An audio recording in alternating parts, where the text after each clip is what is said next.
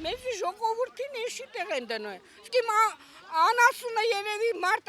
էլի կընդունի քաստե մեզ։ Բերում են գիտեն, կերել են, էլի են ուտում։ Նստած մեր անունն են խմում, ինչի համար։ Ամեն անգամ գալիս են, գոռում ենք, ոչ մի պատասխան։ Չեն ամանչում, բելո էլ ազգասեր են, ամոթ չի,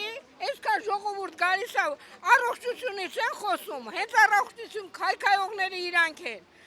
Ռագից են խոսում սրտանոթային հիվանդություններից, սաղ իրանք են առաջացնում։ Ինչ որ պատասխան տրվեց, ինչի որոշեցիք ցրվել։ Չէ, մենք այսօր առավոտյան 9-ից էինք հավաքված եւ սպասում էինք, որ նախագահը Շարասյունով երբ որ անցնում է, կտեսնի նայիրիցիներին եւ կփորձի նայիրիցիների հետ խոսել։ Նախագահը չկանգնեց,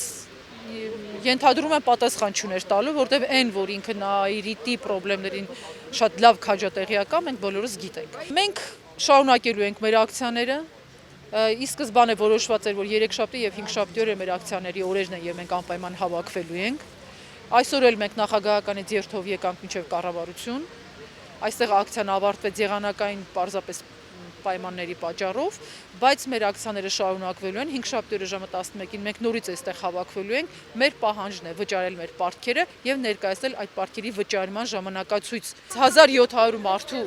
այսպիսի արհամարանքի եւ ստորացման մատնել, այսպիսի սոցիալական վիճակի մատնել ուղղակի անմարդկային է։ Ղեկավարները, պետության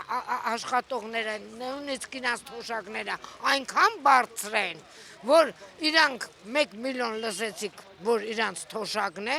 իսկ մեզ մարդկերը 1 միլիոն, 2 միլիոն դա համարյա մի տարի 8 ամսվա աշխատավարձա, որ մեզ պարտքեն, 50,000 ռուբլի տանք իրաց ձեռը, թեկուզ թոշակով տնենք, ասեն դե դու ապրի,